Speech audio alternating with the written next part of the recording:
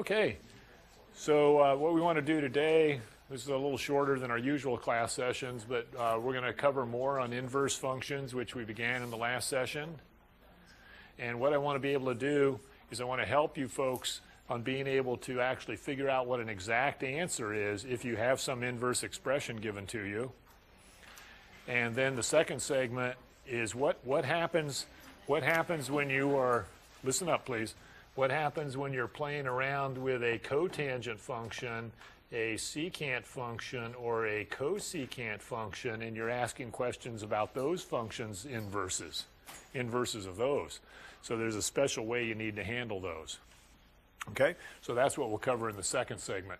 But so right now what I want to do is I want to first of all go back to the fundamental sketches that I did fairly quickly in the last session with you, because you've got essentially 3 more graphs that you want to mentally have in your head.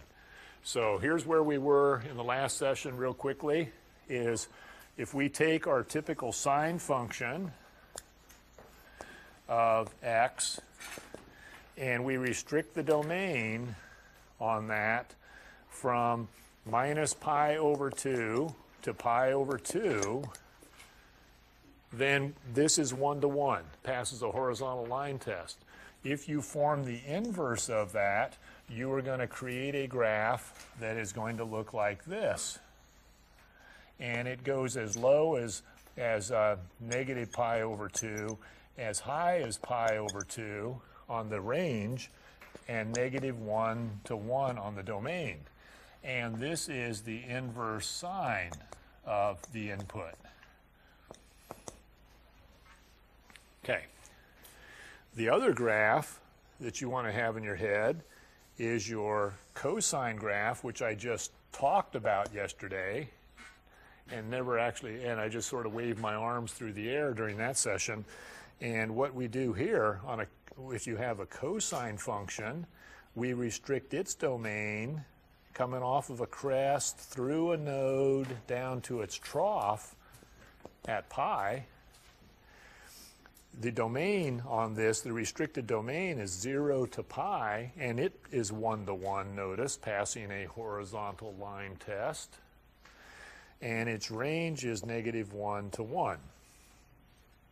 If you form its inverse, and I want to make another comment before I do that, is you all know that the sine function,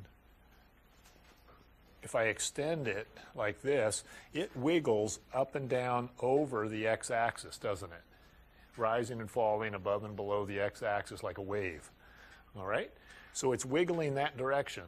When you form the inverse, it's going to wiggle. It wants to wiggle up the y-axis. It wants to wiggle up the y-axis.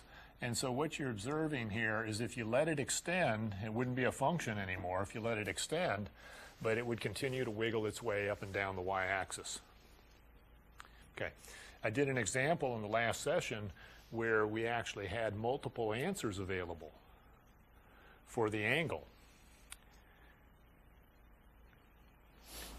I made another comment in the last session that's kind of very useful in the future for you, is when you see an inverse trig function, and you'll see this today, when you see an inverse trig function, I think the best way to handle it is to think of it as an angle.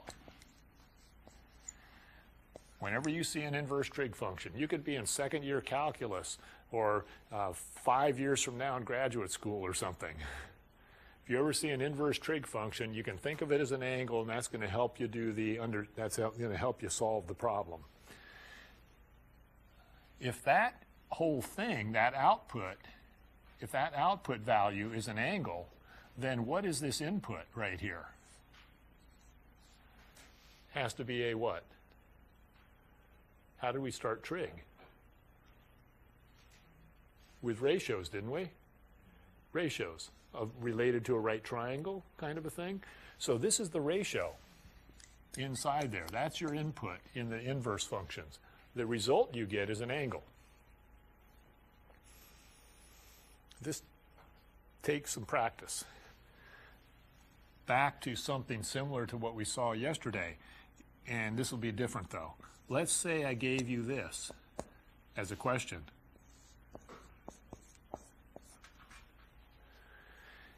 find the inverse sine of square root of 3 over 2. This is your input. The result you get is going to be this thing. If you think of this as an angle, right? Then what's going on here is we're coming in here on this graph at square root of 3 over 2, which you know is what as a decimal? Square root of 3 over 2? Good. 0.866 approximately. It's one of our familiar numbers, isn't it? It's one of our familiar numbers, right? And so 0.866 is about there on this scale drawing, and the answer for that inverse sine is going to be this output reading right here, which is going to be an angle. Not 90 degrees, but something less than 90 degrees. What do you think it is?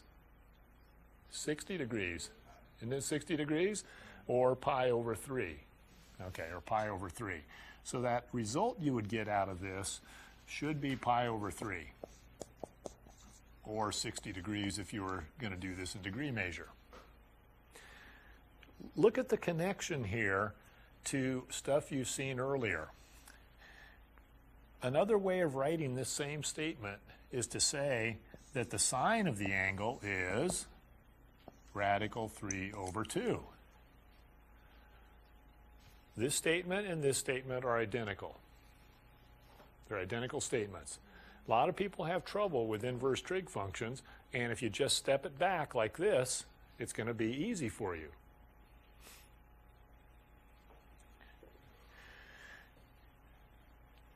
Another connection that's really important. Go back to the fundamentals, your unit circle. Unit circle. And think about what we did back here. If I'm back over here with this thing, I am restricting my angles from minus 90 degrees to 90 degrees, which means I am restricting the values for the sine to be the y readings that occur for angles that exist from minus 90 degrees or pi over 2 to pi over 2. And notice these y values here. Doesn't that capture all the y values from negative 1 to 1? Negative 1 to 1? Okay, off your unit circle.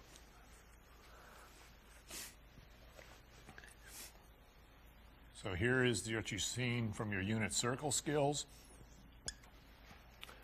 The y readings off of the unit circle are your sine readings, and you can see that all the values from negative 1 at minus pi over 2 up to pi over 2, that captures the entire range of values on the sine function over here.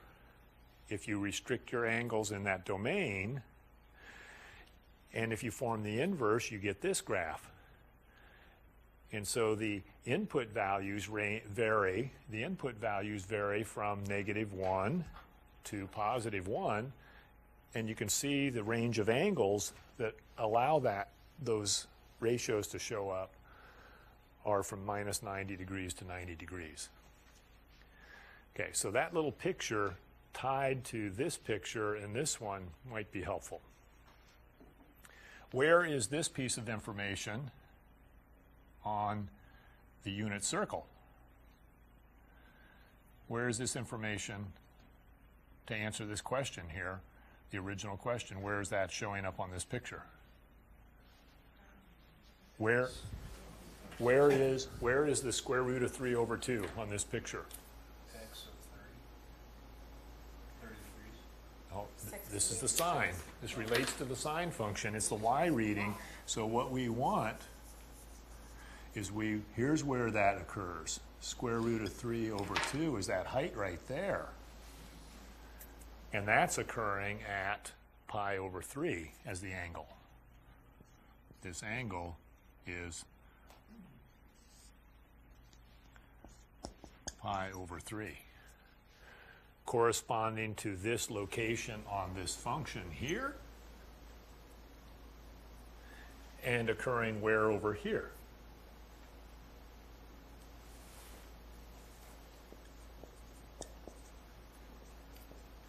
Here's square root of 3 over 2. right there. And this value right here is pi over 3. There. Pi over 3 tucked in here.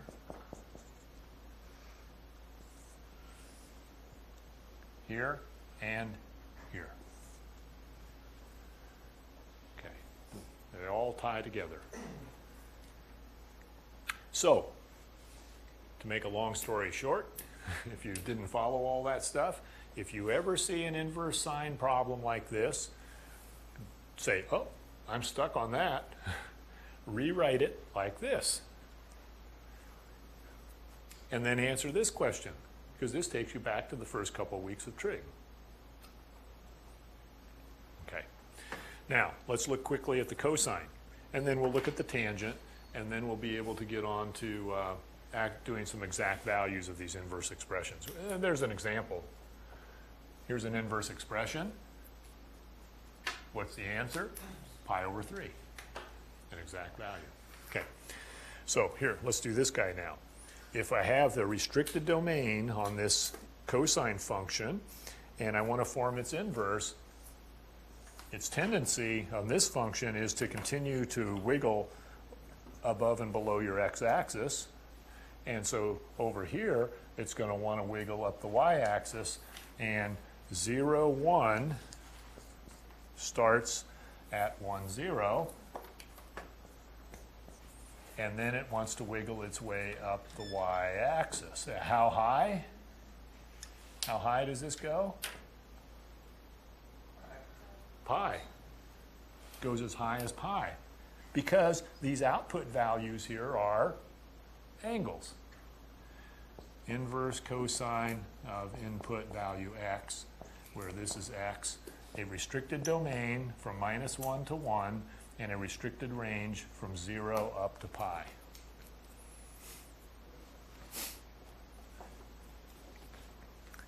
On the unit circle associated with this one, we are talking about angles restricted between 0 and pi, and up here from 0 up to pi. And so on your unit circle, look at that, 0 to pi on your angles. And doesn't that capture on your unit circle all the possible cosine readings? From -1 all the way over to 1. -1 on at pi, -1, look at this, -1 at pi, showing up here on the unit circle, all the way over to +1 if you are at 0 degrees or 0 radians.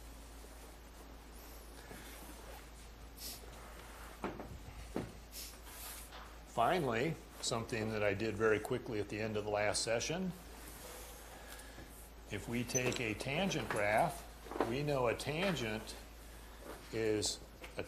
graph is stuck between two vertical asymptotes for a cycle, and those vertical asymptotes exist at x equals -pi over 2, over on the right at x equals pi over 2 for one cycle, and then of course there are multiple other cycles that exist, like I've dotted here. And if you were at half of 90 degrees or half of pi over 2 radians, you'd be at pi over 4 radians or 45 degrees. And the reading here would be what? What would be the result? It'd be 1, wouldn't it? Okay. Is this graph I've shown here 1 to 1? Is this graph 1 to 1? Yeah. And if somebody in the hall in the math department asked you, some other fellow student said, boy, the teacher's talking about 1 to 1. What does that mean? What would you tell them? The function passes, the graph of the function passes a horizontal line test. It only hits once on a horizontal line going through the function. And I've said that multiple times now, so hopefully it's staying in your head. Okay.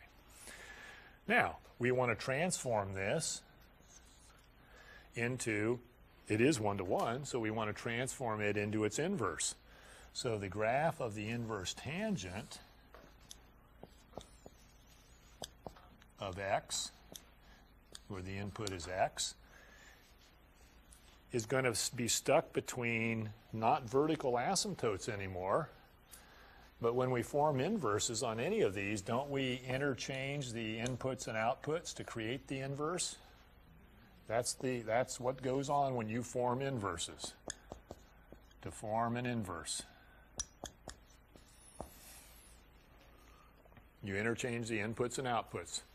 You're essentially trying to create a machine that runs in the opposite direction. Okay. So that means your input is going to be your ratio, and your output is going to be your angle. So these vertical asymptotes become horizontal asymptotes because you're interchanging the x and the y. So these become y equals these two values, and that becomes a y equals pi over 2 on an upper bound and minus pi over 2 on a lower bound. Y equals is the equations of those. Okay. This point back here at pi over 4, 1, becomes, in the inverse, 1 pi over 4.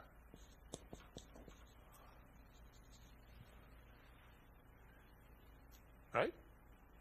Interchanging the inputs and outputs becomes 1 pi over 4.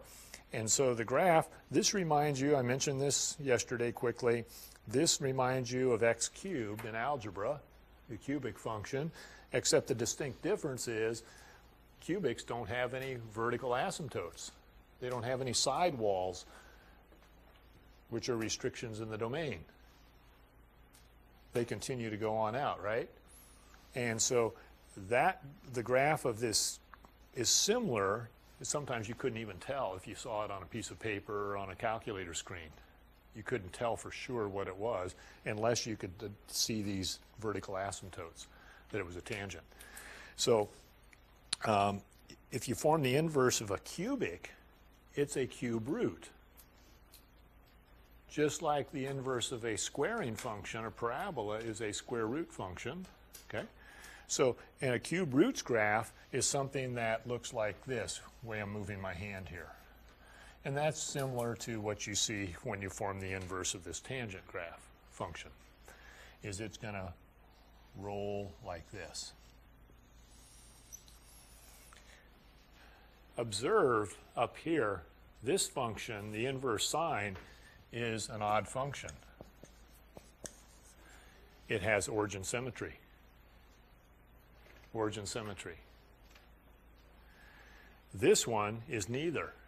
This has no origin symmetry, and it certainly doesn't have, it's not an even function. It doesn't reflect itself across the y-axis. This guy down here, odd also, right?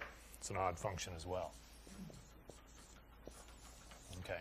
And just to close the story out here, if I have a unit circle, the restrictions on angles, remember the angles are the outputs, are restricted between what range of values here? Look at the asymptotes. Negative pi over 2, negative pi over 2 to pi over 2, and angles between there. And notice the way I put circles there, because you can't have tangent at negative 90 degrees or at 90 degrees. They're undefined there. So that shows you your range of angles, and notice that it covers all possibilities for the tangent values, doesn't it? Because you think of what from algebra for doing tangents oftentimes? Slope. The slope of the terminal side on your unit circle. See all those negative slopes there? Doesn't that capture the whole family of negative slopes? And don't they capture all the positive ones up here? Okay. So, I kind of lied to you earlier in the course when I said there were only 6 new functions for you. There's actually 3 more here, right? Okay, these inverses. But they tie back to the originals. These inverses tie back to these originals. Okay. And the reality is there are 3 others, aren't there? Okay. The inverses of those reciprocal functions. We'll talk about those in the next segment when we get to it. What I want to do is I want to put a page of the textbook up here and have you, I want to actually take a problem or 2 right out of here, and I'm going to bring this up in size so we can sort of see these on the video images. Oh, check this out. A little insight here. See what I do in my textbook? Homework quiz 4. Homework quiz 4. Duh. Okay. All I do is go through the book and look at what you folks have been assigned, and then I just pick out selected problems that I think need to get at the fundamentals. Okay? So let's try one. Why don't we do one like this number 18 right here? And I'm going to go ahead and blow that up even larger so that it will show on the video. Here it is right here. Inverse tangent of -1. It's 451.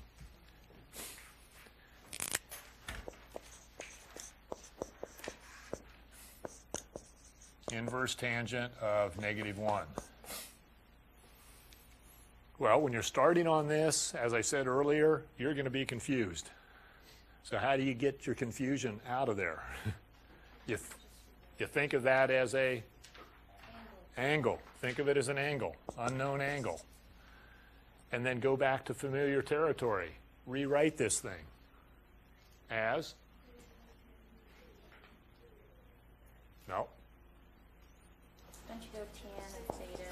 Tangent of theta equals -1. Isn't this the ratio? Yeah. The result of this thing here is an angle. There's your ratio. So the tangent of your angle that you're looking for is here. Right? Now, if you need to go back to basics, just take your unit circle and identify where your -1 tangent value is. You ought to have that in your head. It's right here, isn't it? Now, it's also over here, isn't it? At 3 pi over 4. Right. And it's also down here at 7 pi over 4. But that's no good. We have to restrict it to angles that fit with that one-to-one thing we started talking about earlier. So we have to think of angles that are tucked in this range of angles from minus pi over 2 to pi over 2. We have to stay in that restricted area. So we have to use negative pi over 4 to answer this correctly. Happens to be coterminal. In other words, the terminal side here lands on the same spot, okay, as 7 pi over 4. It's coterminal with 7 pi over 4, but we can't write down 7 pi over 4 there. Okay? There's a restriction. And if you come back to the graph, here's the graph, folks. Look at the picture. This is why it's so important, I think, for you to have these graphs in your head. You have to be locked in between minus pi over 2 and pi over 2 on your angles. And where's -1 on the picture? -1's right here as your input, and here is your output. Has to be down in here as a negative angle at negative pi over 4.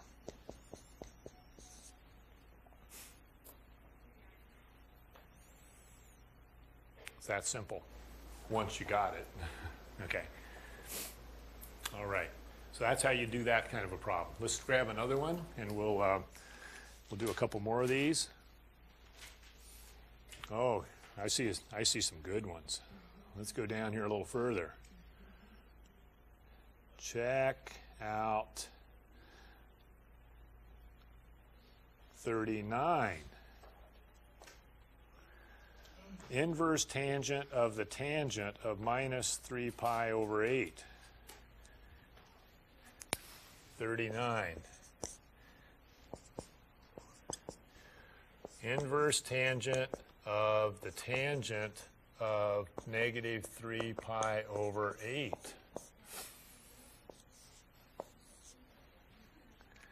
I'm going to close this door here.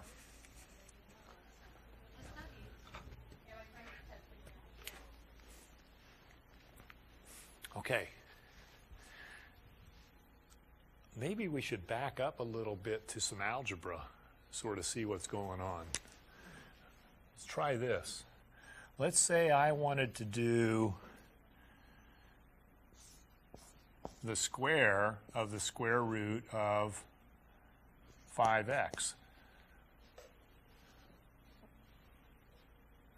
Aren't these inverses of each other? Yeah. So this is like doing something like the inverse of the f of 5x.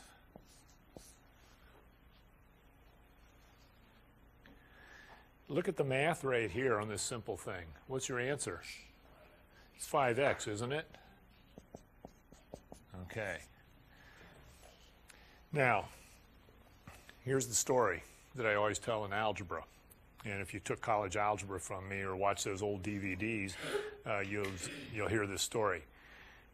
If you start with a machine here, let's say you've got apples, and your machine is to make apple cider. So what you do is you squash the apples. Your input are your apples. You squash them, you make apple cider. Now you build a machine that'll do the reverse process.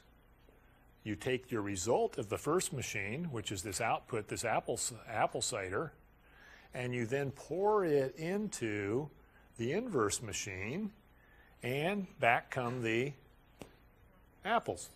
Does that make sense? One process undoes the other. There's one little trick to that. You have to make sure that you're in the proper domain. You have to make sure that you're in the proper domain. Now watch up here. You start these problems just like I told you the story in here. You start on the inside and you work your way out. Remember back in beginning algebra when you started with nasty expressions, maybe with square brackets and parentheses inside and pluses and minuses and multipliers in there, right? Don't you work your way out typically from the inside of those nasty expressions? Yeah, same kind of thing going on here. So start on the inside and try to evaluate this, okay? And then apply that result to this. Now we could pop this into a calculator and we'll get an answer. But what I want to do is I want you instead to think of it graphically. So let's come in here and start by thinking of a tangent function at this angle. Where does this angle sit? Negative 3 pi over 8. What quadrant? Up over here? Negative 3 pi over 8. You got to be going down this way, don't you? Okay, negative. And isn't this less than half of pi? Look at that. If that was 4, that'd be half a pi down, right? It'd be down here, wouldn't it? But it's only 3 pi over 8. It's 3/8 instead of 4/8. So it's in here, isn't it? Isn't it in there? And so there's that angle, negative 3 pi over 8. Is that sitting in our unit circle where it has to be? Okay, so it is in the appropriate range of angles of the inverse tangent function. So what you can do then is you can say, okay, this is just like the apple juice story. This angle is in the range of values of this function out here. And so the answer is going to be, they essentially just undo each other, just like this algebra example, right? And so the answer is negative 3 pi over 8. Okay. Yes? if it was like negative 7 pi over 8, because then it's not in that area, but That's correct. cancel each other out with that. Yeah. I mean, can you kind of show me how that works? Yep. Let's take the thing you just said. And the way I would do that, because this is not one of our nice little simple angles, is it? It's not one of our familiar 16 angles. So here's the way I would handle that. Let me stick with the same kind of question. Inverse tangent of the tangent of, what'd you say? Negative 7 pi over 8. Negative 7 pi over 8. What's that? That's a really strange looking mess. But you know you're going to end up with what kind of an answer? Look here. An angle, right? You're going to result with an angle for an answer. So let's go back to thinking what we just talked about. Where is 7 pi over 8 negative? Almost at negative pi, isn't it? 7 pi over 8, it's hanging out over here.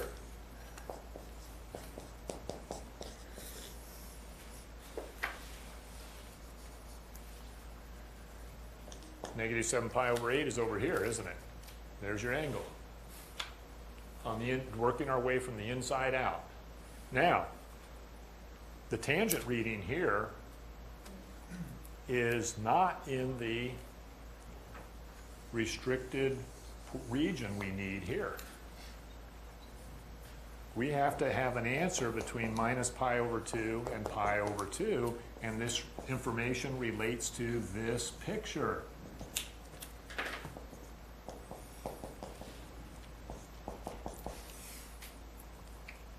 Where is this angle? This original angle? It's outside of the... It's outside the range of this, is it not? It's down here further, isn't it? At minus pi, it's right down here, isn't it? Right? And so that output, there are no input readings here that show that. But if I drew some additional cycles of tangent, inverse tangent, or other cycles of it if it wasn't a function, just forming the general inverse, this would be coming in here, wouldn't it? And look at where this sits here. That's right. What angle is this? If this is 7 pi over 8, what's this little guy right here? Pi over 8. Isn't that an eighth of pi right in there? That little angle, which because of your geometry background, that's pi over 8 right there.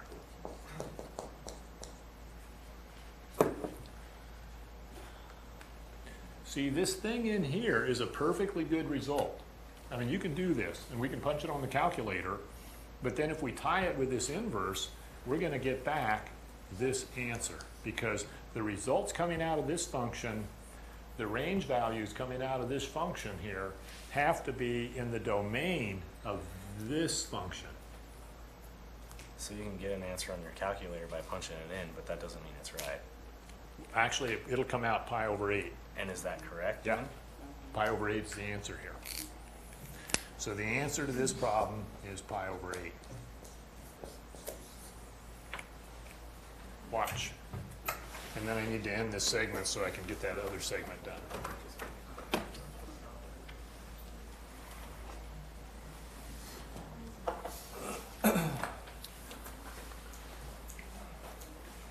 I'm going to be in radian mode. Then I want to make sure I'm in radian mode here. So here's my mode screen. I'm in radian mode. Because my angle's given to me there as the radian measure of the angle. So I go inverse tangent of the tangent of negative 7 pi divided by 8. And I close that out and I get this number. And let me punch pi divided by 8. Is that in the ballpark, folks? Think about it. Yeah, a little bigger than 3/8, isn't it? A little larger than 3/8. Go. Isn't that nice? Okay. Yeah, Alyssa? Your graph on the right has a negative slope, but the one on the left has a positive slope. different problem. But both of the tangents are negative. Yeah, No. because of the- Tangent's positive here. In your parentheses in the problem, they're both negative. The parentheses here, that's an angle. That's not a tangent value. That's a negative angle. And that particular tangent is the, you can think of it from your unit circle as the slope of this line. The slope of this is positive. Positive. Which matches the slope of this over here. And then the angle associated with this, same tangent value it, here, which is less than 1. The slope here is less than 1. The angle here is pi over 8. The tangent value here is still a little less than 1 in value, same value, and the angle associated with it is this. It also could be 9 pi over 8. Coterminal. 9 pi over 8 would be right here also. Okay, let's go ahead and end this segment now, and then we'll go ahead and move on to this other topic for the last part of today's class. So try to commit those 3 graphs to memory and think about their restricted, it's art. Okay, try to think about those restricted range of angles there.